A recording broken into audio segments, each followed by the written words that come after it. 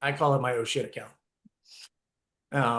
You can class it up if you want, but for me, every time, and hey, yeah, I'm gonna start this business. I'm gonna move a bunch of people into your house, and they're gonna pay me lots of money, and I'll pay you rent. Well, that's actually what happens. We all know that, but you got to be able to sell it to that landlord. Such a negative stigma against group homes.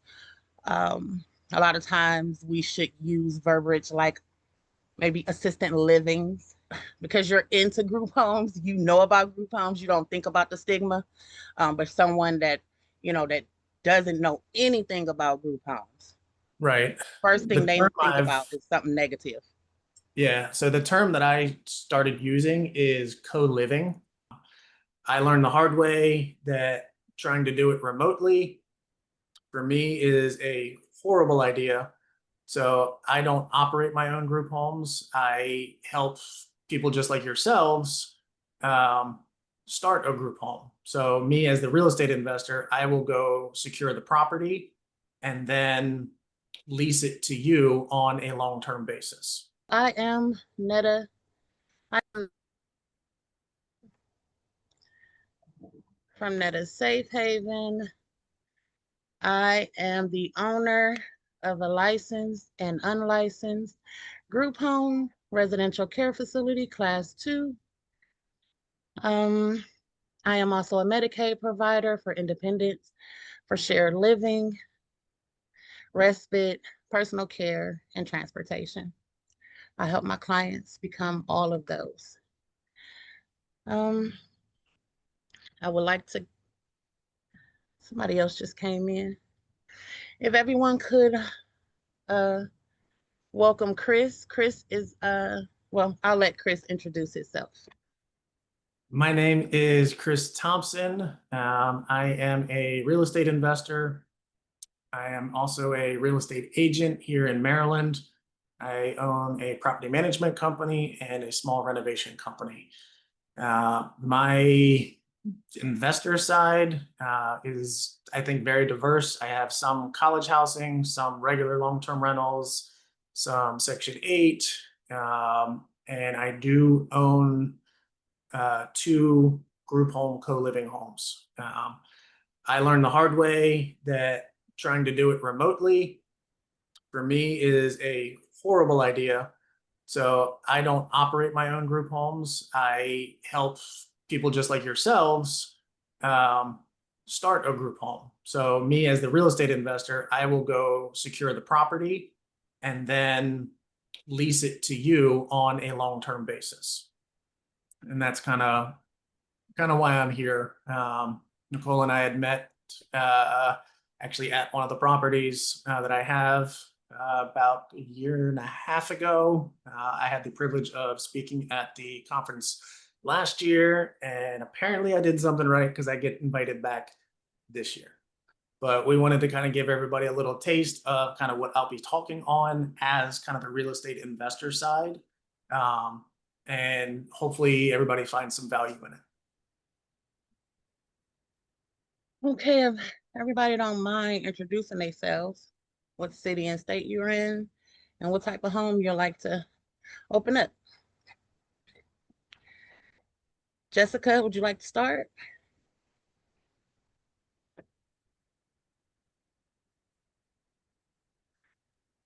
Hey, I'm sorry. I was trying to find out where where my mute button was. No problem. but I was looking into the, oh goodness, it's like for mental health substance abuse, I think it is. OMAS. I Yes. think that's what it's called. Okay.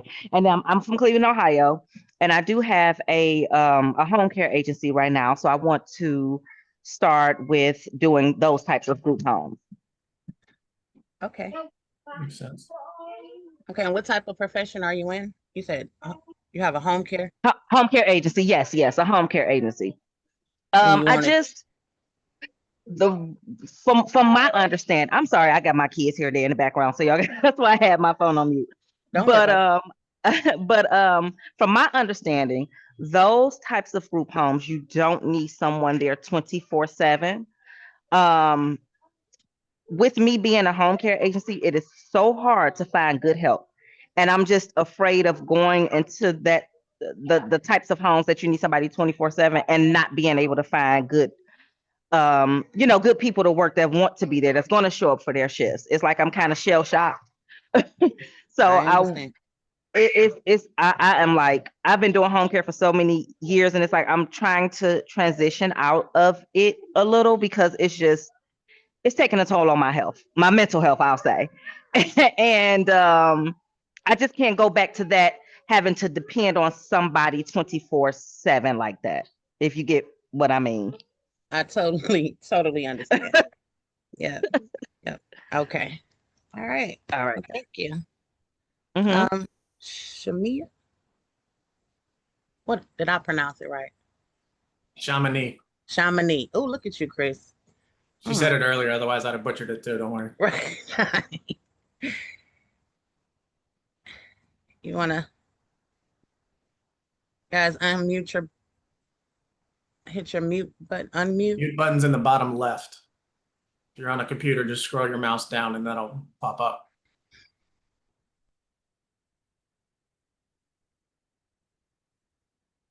Mary. Someone has to go next. Introduce yourself so we can know exactly where you are in the process. Maria, did I pronounce that right?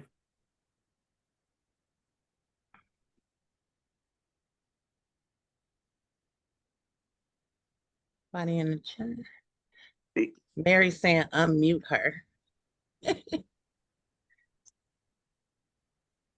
I can go if no one's ready, but Yep, go ahead. Yeah, my go right name ahead. is Rachel. I'm in Cincinnati, Ohio. Okay. I do not have a population that I'm looking at as of right now because I'm in the beginning stages, just trying to figure it out. But I am kind of like the previous speaker, I think it was Jessica, looking more so for something that does not require someone there 24/7 per se. Obviously, I would be available when needed, but trying to get something that can maybe run on its own. If not, maybe also looking into working with DODD. But again, I'm in the midst of a toss up.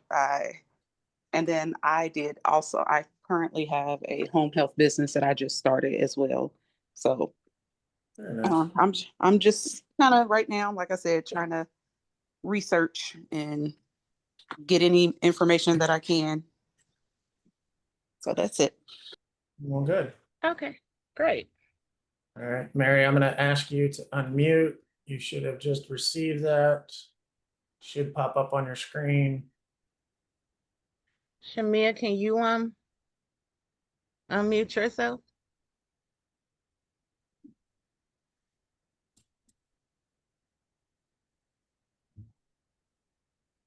Miranda, how are you?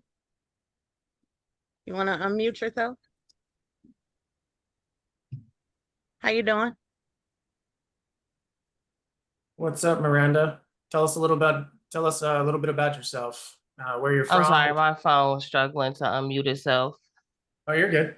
And I'm also at work, so I was on my headphones trying to be a part of it as well. I'm sorry. Should No I problem. get No out worries. of it and come back another day when I could be able to talk? If you could still listen, just tell us where you're from and what type of home you're looking for. Okay, I am from Dayton, Ohio, and youth and individuals with disabilities. Okay. Very good. Miranda, you can go next.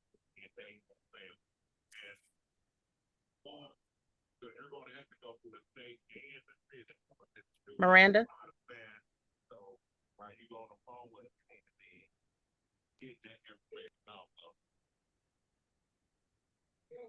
Yes, I'm just, oh, you can speak now. I was just listening. I can't speak. Oh, you can't speak. Can't speak. Okay. Well, can you tell us where you're from and what type of home you're looking for? So we'll know. So we'll know what you're looking for.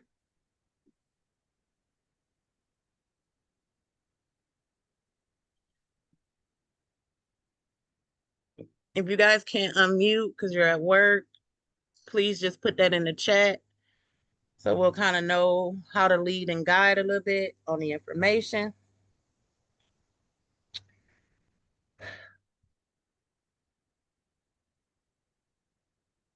Okay, so let's talk about a couple of things we could offer on how to Lauren? get housing, because that's what this was about.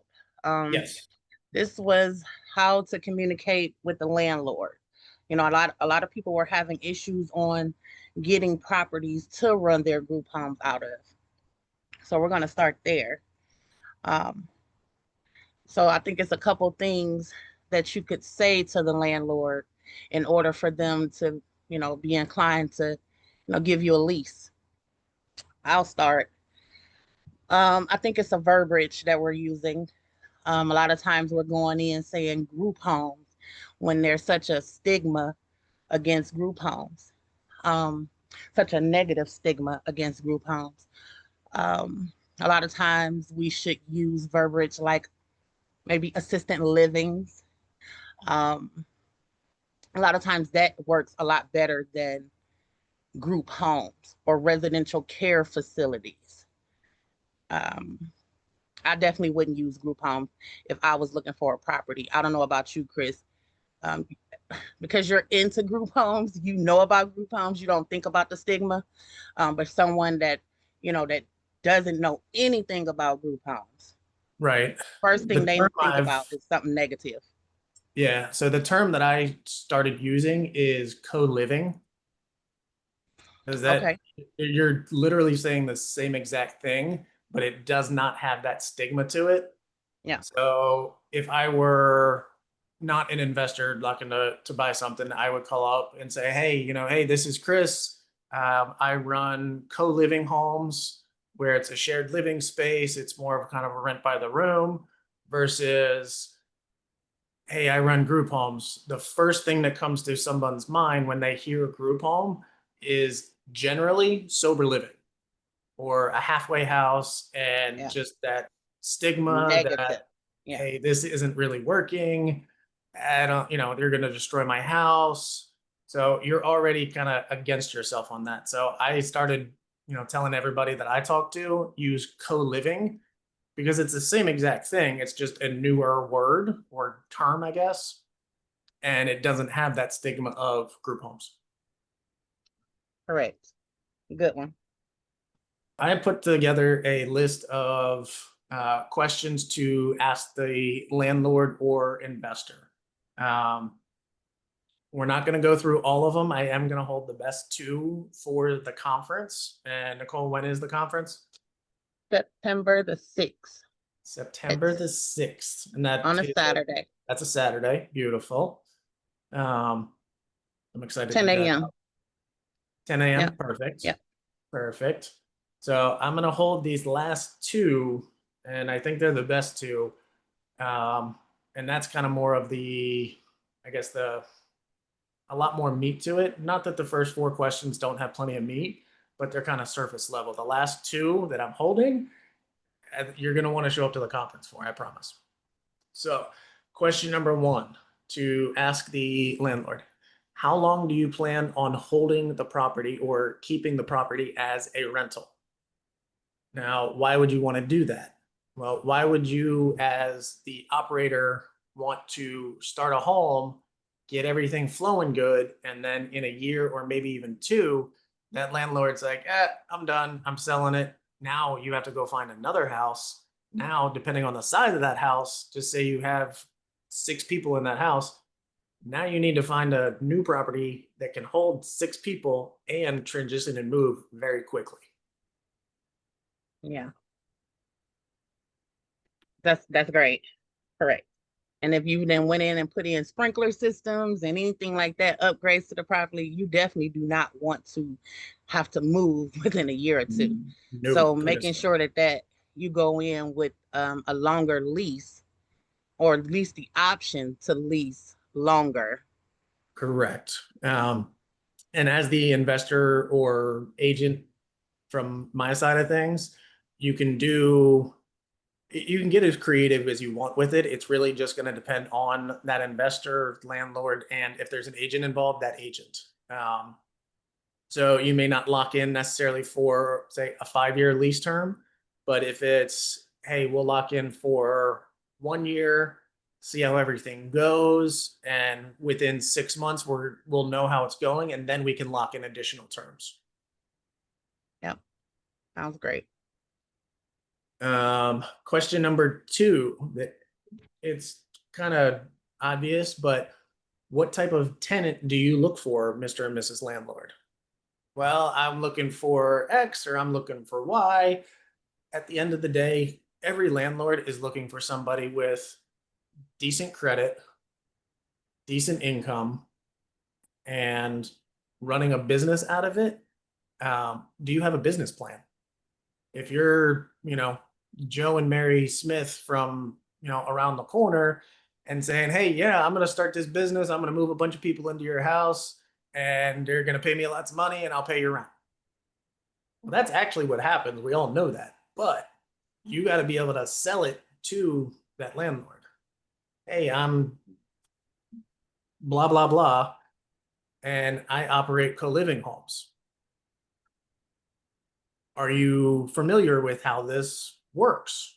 Here's my business plan. If your rent is going to be X, then me, the operator, I'm going to pay you a few $100s more a month because I want to stay long term because I'm running a business here. And here's my business plan. Here's how I obtain clients. Here's how I manage clients. And here's if you don't have a track record, or if you don't have a track record and you are renting versus owning your own home, have your landlord write a letter. Hey, Mary Smith is a great tenant, pays on time, never had any issues. That's going to go a long way with a landlord. Ooh, great. Question number 3, which I kind of touched on there, is how familiar are you with group home co-living homes, Mr. and Mrs. Landlord? Plenty of people I've spoken to don't have a clue in the world what it is. We all know what it is because we're either in it, want to be in it, or we're trying to scale it. So make sure you have, I guess, enough background knowledge to be able to explain it to that potential landlord of what a group home really is and your business plan behind it. So they're essentially to kind of take their layers of what if down. I have contingency plans for this. I have this set up. One of the biggest things that I try to preach to everybody that I teach and coach, and even in my own business, is having a war chest. So what is a war chest? A war chest is your reserved funds for not if something goes wrong, but it's when something goes wrong. Anytime you're dealing with real estate, and I've been doing this now for 19 years, it's never a matter of if something goes wrong, it's a matter of when. So having that war chest set aside, and a war chest is just a chunk of money each month out of your gross profits. Put it in a separate account, pretend like it's not there. So when you have one of these issues arise, you're not pulling out of your operating account or your profit account. You're pulling it out of that. I call it my oh shit account. You can class it up if you want, but for me, every time I get a notice or an email or a phone call, oh shit, all right, crap, I gotta fix that. Oh wait, I already have it saved. Thank you. Yeah. I've had that twice this month. Yeah. And question number 4, and this is something that Nicole and I talked a lot about back and forth yesterday, is how many properties do you own? Are you a single property landlord, or do you own 10, 15, 100 units and you're a professional landlord? The conversation you're going to have with those 2 opposite ends of the spectrum, their conversations are going to be completely different. No different than me as a real estate agent. The conversation I have with a first-time buyer versus somebody who is an investor, those conversations are drastically different. Correct, correct. And I'm gonna elaborate on that. You know, when someone only has one or two properties, they're less inclined to deal with a group home, right? Because again, the stigma of having a group home. Um, versus someone that is an investor who has several units. He understands business versus someone who's on a smaller scale.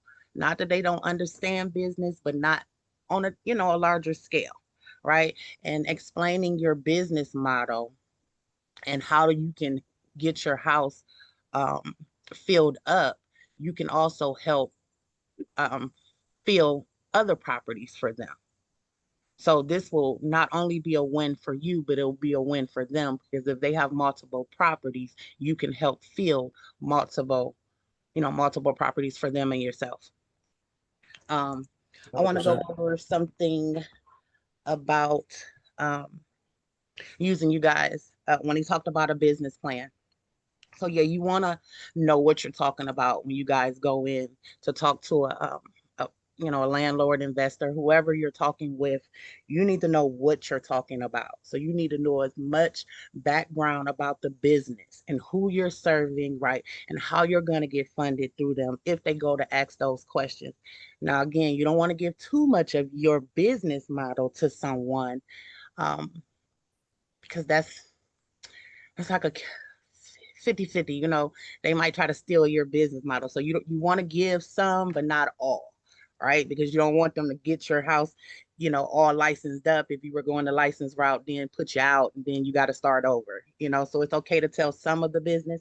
You want to know your business, but you don't have to tell all your business, right?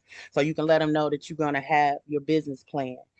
You have liability insurance for your business. You guys, have 24-hour security um, or staffing, even if that's just 24-hour security cameras. It's still somebody is monitoring the property and the clients at all times. And let them know that your clients you require all your clients to have renter's insurance, right? Whether you're a licensed home or an unlicensed home, all of your residents should you should be requiring them to have renter's insurance because as the owner of the business, if something goes wrong and you're renting or own the property, when you go after your insurance, it's only for your business and your insurance. I mean, your property, not for their personal belongings. So you want to always make sure that those people in your house have renter's insurance, right? One So, step on top of that, kind of, I guess, an added layer of security or CYA for yourself as that business owner is an umbrella policy. I've had one since I started in business, and it's $1 million policy, and I think it costs like $30 a month. But if I ever get sued for anything, if somebody trips and falls and my homeowner's coverage is not covering it, that umbrella policy is going to step in and cover me. So I would highly recommend, if nothing else, at least look into it. Now, if this is your kind of first home, first business, all that stuff, get established first because you don't want to overload yourself with a high overhead before you really get off the ground. So get everything running first and then look for more added layers of security. But to Nicole's point, on every single property, whether it's a group home, whether it's a regular rental, low income, it doesn't matter. Make sure everybody has their own insurance policy. And then another hitch that I started doing a couple of years ago, just trial and error, I make that tenant add me or my business to their insurance policy. So if they mess something up and they're saying, hey, it's not my fault, I don't care, it's not my house, you then can call their policy and put a claim on it. So it's not jacking your rates up, it's going to mess with theirs. But you still get your property fixed. Correct. Good job. Good job. Good job. Are there any questions? I see Brittany Grayson came in. Do you want to introduce yourself, Yes. Brittany? Oh, hello. Hello, how Yes. you doing? I'm good. How Good. you doing? How you doing? Yeah, I'm Brittany. I am East Coast. I'm in Pittsburgh, Pennsylvania. Um, been interested in getting in this space for a while now, but I just bought my first property last year. So I'm looking just to get as much information as possible so that I can try to get that up and running. Would like to have it. I have a tenant. I have a duplex. I do have a tenant over there right now. So I'm probably going to let him get his one more year in, and then I'm going to get it up and running.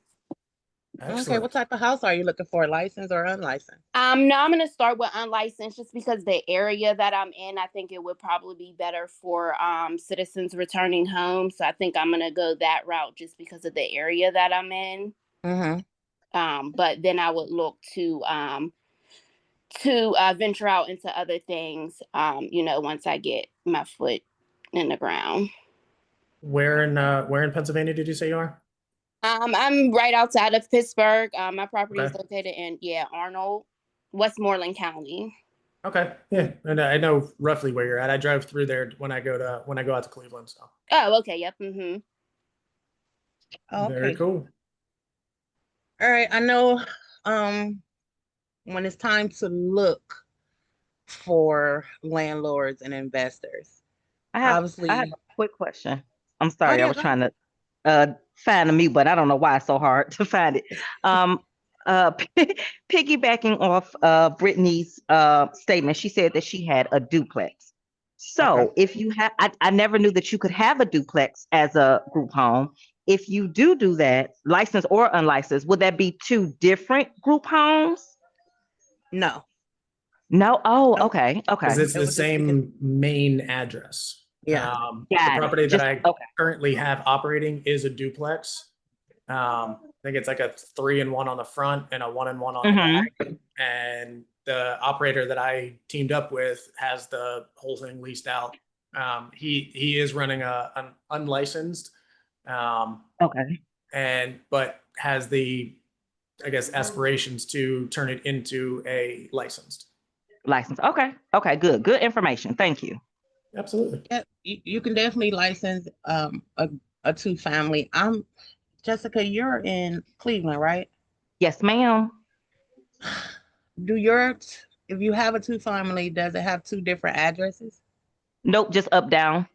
Up, down. So no, they would license the whole address. So that's The what whole Okay. I was gonna ask, because actually mine's is two different numbers. And where are you again? I'm in Pennsylvania. But just outside So Pittsburgh. Mm-hmm. Yeah. yeah. So depending on your county, it's a 50-50 chance they'll either do normally up here in Ohio, when it has two different addresses, you can license one or the other. Okay.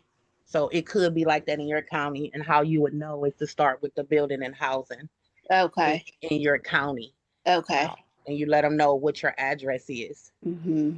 And they would let you know if that house could be licensed and what it could be licensed for, Okay. and how many people you could have in there. Gotcha. Thank you. Yeah. Okay, any other questions? I want to tell you guys a little bit on some places that you can look for landlords if you guys need a landlord. Again, places like Zillow, all those places that you can kind of Google and find housing. You can also get inside some Facebook Facebook groups for investors, and go in there and explain what you're trying to do in your area. There's a lot of investors that do know about the co-living licensed group home, and they're just waiting to get into it. And they haven't found someone to get into it with, So that's a way to get in. Obviously, talking to some realtors, and getting in, talking with some management companies. Management companies normally manage multiple properties. So that's a way to get into real estate with multiple properties. Yes, Marketplace, Zillow, realtors.com, local investor meetups, Facebook groups, all of that, in order to find someone that would see your vision as a group home owner. The kind of a slight deviation, but similar reference, the local meetups. I host my own here in Maryland for creative finance, but I went to somebody else's about, I guess, 4 or 5 months ago now. And the host of that one was selling a 3-unit multifamily. And obviously, like I said earlier, I'm a creative buyer. They weren't familiar with it. I spent an hour reviewing how the process would work.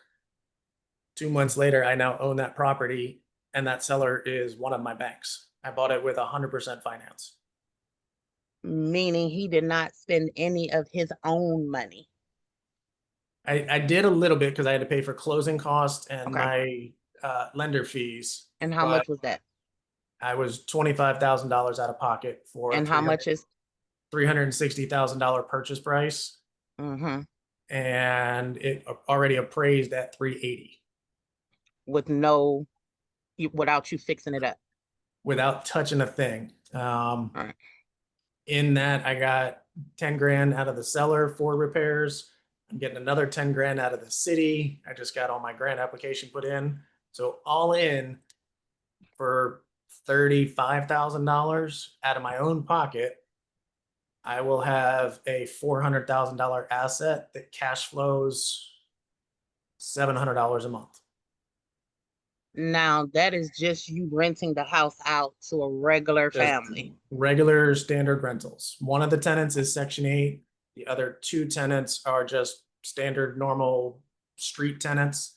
There was a detached garage with that I put it up on Marketplace for $100 less than any of the storage units in the area. I rented it in 15 hours for $150 a month.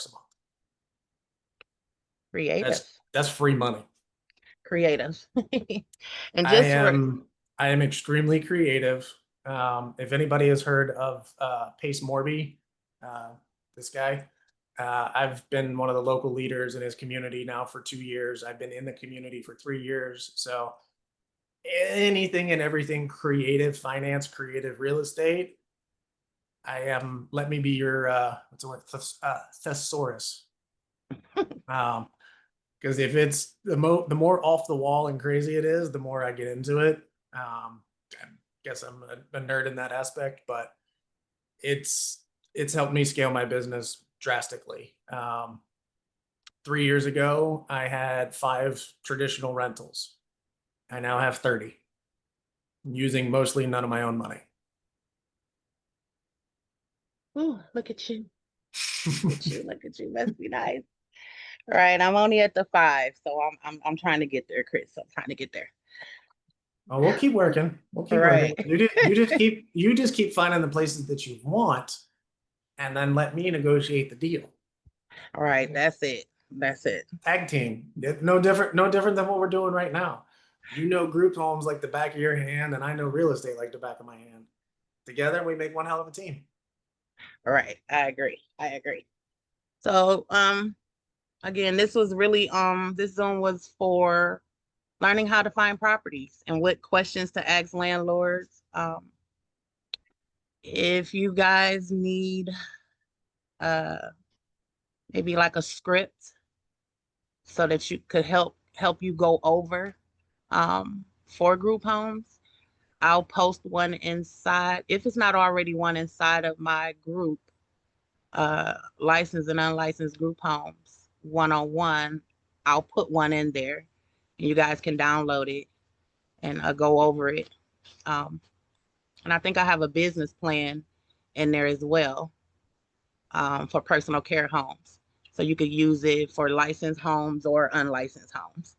This is a business plan that you can actually take to the bank, right? So everything that the bank is going to ask you for in a business plan, whether it is an unlicensed home or a licensed home, you can use this business plan.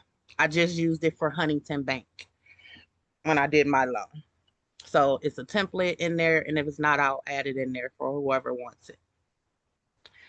I put my website in the side chat as well. I think there's a bunch of useful stuff on there that should benefit you. The number one, I call it my squirrel brain checklist. It's literally a home inspection checklist. It's a Google sheet. You can just download it. It's free. I don't charge for any of this stuff. But it will help you kind of analyze the property. So free gift to everybody. It's just my name, Chris Thompson, and team.com. You can book a call with me on there if you have further questions. But yeah, that checklist I think is awesome. Yeah. So you guys have any more questions? I'm gonna tell you what the conference is about. For anyone that is interested, obviously we'll have more information on how to obtain properties, how to speak with landlords, property investors, how to do what Chris is doing, creative financing with houses and properties. If someone is I know a lot of people are having issues with funding their group homes. So if you're having issues with funding, I'm gonna show you ways of getting into the group home industry with no money, right? There are more than one way to get into the group home industry. And I'm gonna show you those ways with no money down. We're also I'm gonna show you exactly how to get into the group home. So here in Ohio, we have residential care facilities / assisted living facilities dealing with seniors, only seniors and like respite homes. I'm gonna show you exactly how to open up that assisted living if that's what you want to open up, and who to go through and what application to start. I'm going to show you how to open up a residential care facility for youth, residential class 1. I'm going to show you how to open up a residential class 2 where you can serve seniors, veterans, reentry, aged out foster youth, DODD, and that is mental health. I'm also going to show you how to open up an unlicensed home, dealing with aged out seniors, veterans, general pop. I'm going to show you exactly where the money comes from, whether it's private pay or from an insurance company. You're going to know exactly where the money comes from. You're going to know exactly how to fill out that application. You're going to know exactly all the requirements for zoning for all of those homes. If you're interested in opening up a sober living, all of those homes are opened up by different organizations. And I'm going to show you exactly who to start that application process with. And again, what are all the zoning requirements? I'm going to also touch on how to become a Medicaid and DODD provider for shared living, respite, personal care aids, and transportation. You're going to know I know it's a couple ladies know how to open up a non-medical home care agency, but for the people that don't, you'll also learn how to open up that. You'll also learn how to get clients for private pay, along with how to sign up for Passport and ODA and other insurance companies, and how to market to case managers. We're also going to do how to do DODD conjugate settings, DODD agencies. We're going to do DOT labs for specimen labs, how to open up a specimen lab for like DNA cultures. You can do STNA schools, truck driving schools, like you can do all kind of DNA or drug specimen samples. We're also going to touch on funding. There'll be someone there that will touch on business credit and personal credit. I'm gonna have Huntington Bank there, and I'm also in talks with Dollar Bank and Chase. So I'm trying to get those 2 banks out there as well. And I'm also have some hard money lenders that I will talk about business credit on the hard money side. I like that. That's a good one. Right. And That's a good one. I'm going to have case managers there for you to connect with. They're going to tell you exactly how to get in touch with them. I know a lot of people, tell you to just call the hospital, right? But that's not always the case, right? Because if you've ever tried to call the hospital, and you most times you don't get any information. So I have someone that works through the hospital, and also a case manager from a placement agency, right? So she can help place people in your home, whether it's licensed or unlicensed. She can help place people in your homes for assistant living. So she's going to be able to cover all bases. And we're also going to have, oh, my mind just went blank. I'm going to just say more and more. Well, if what you just dropped doesn't entice people to show up on September 6th to the full conference, I don't know what's going to motivate them, because I've been there and I've heard a lot of this stuff, but everything you just dropped again, I'm like, wow, my brain's going to hurt.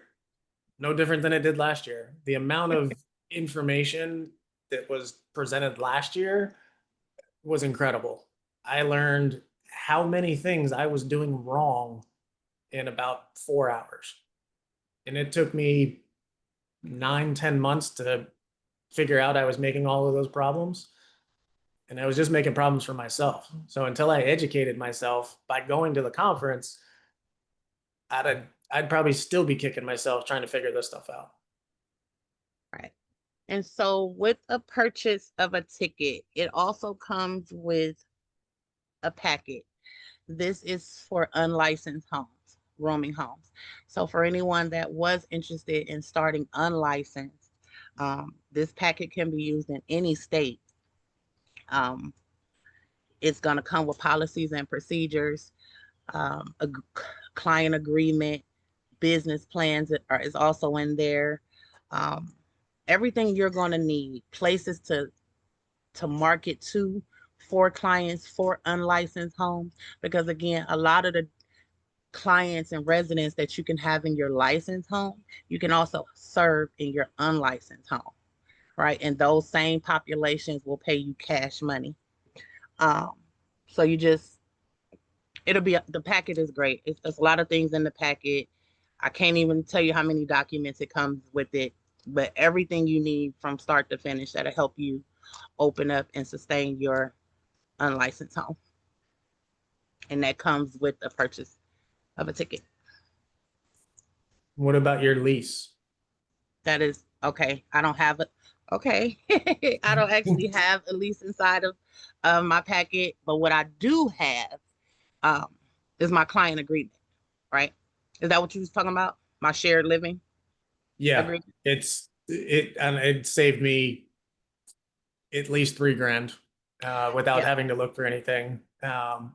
That was probably one of the top 3 things that has just saved me in business and in the group home model. It's saved a ton of issues. So if you Yeah. want the most ironclad lease I've ever seen, and I've again been in real estate for 19 years, you should ask Nicole to buy her lease, because it's already saved me $3,000 at least. Somebody said, where's the information on the conference? I have Chris, you have a flyer. If not, the flyer is on my Netta Safe Haven page or Yeah, my I put it at the Safe Haven page. okay. Yeah, just go to Facebook. Everything's on there. You'll see my big goofy face on there. Probably be like, "Hey, what's up?" But yeah, no, it's all over social. So, but check Nicole's page, and all of the details are on there. Yep.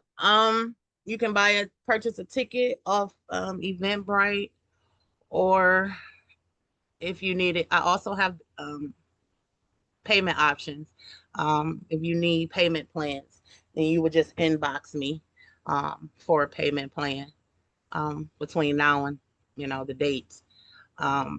But outside that, you can purchase your ticket off of Eventbrite. The tickets over there are $500, and obviously they're charging $35 extra for the taxes over there. If you don't want to, pay the $35 on the tax, you could just purchase a ticket from me, and I will send you an invoice. And that's what you would, how you would gain access into the event is just bringing that invoice and your ID, and that will save you the $35 from over there off of Eventbrite. But I either have way, yes, ma'am.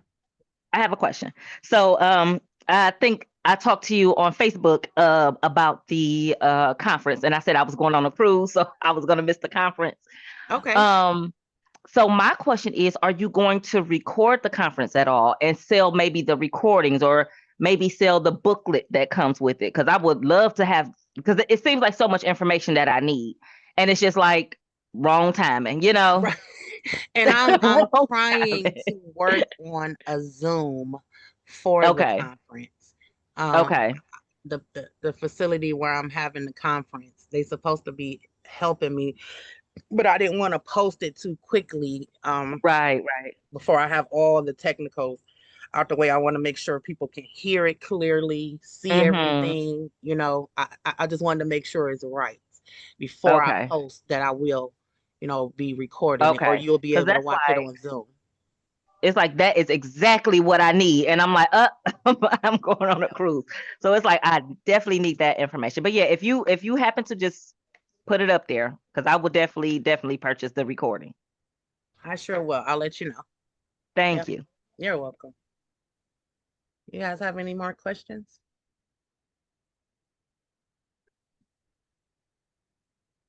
Nobody? No? Nothing. All those knowledge bombs she dropped and nobody has a question? I don't know. Mary never spoke. I don't know what that is, Mary. Don't be shy. Clearly Right. we're not. Mary. All right. They're saving the rest of their questions for the conference, I bet. Exactly. And no, thank you for your time. You're more than welcome, Miranda. You're more than welcome. I know some of you guys are at work. So if you guys don't have any more questions up until the conference, oh, you're more than welcome. I will do a Zoom with different vendors that will be speaking. So I believe I have one scheduled for Saturday, I believe. I'll let you guys know the day before the Zooms, and I'll put a link in the Zoom thing so you guys can do the same thing. You can register if you're interested. So someone from DD will be speaking, youth group will speak, DOT, and I'll have someone from the bank. So I'll just have them come on and give a little bit of information on what they'll be speaking on as well as we move closer to the conference. Again, September 6th on a Saturday, 10 a.m., 10 to 4, you'll get a packet for unlicensed homes.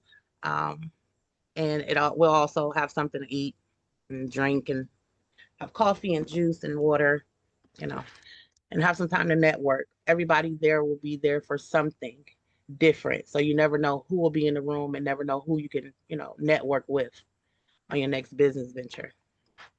So Networking is the greatest thing. exactly. And that's the key to business is networking. That's the key to life, not just business. That's the key to life. Correct. Yep. So if no more questions, it was a really nice Zoom with you ladies. And we will see you guys in a couple days. See you, everybody. Thanks for joining. Thank you. Appreciate you.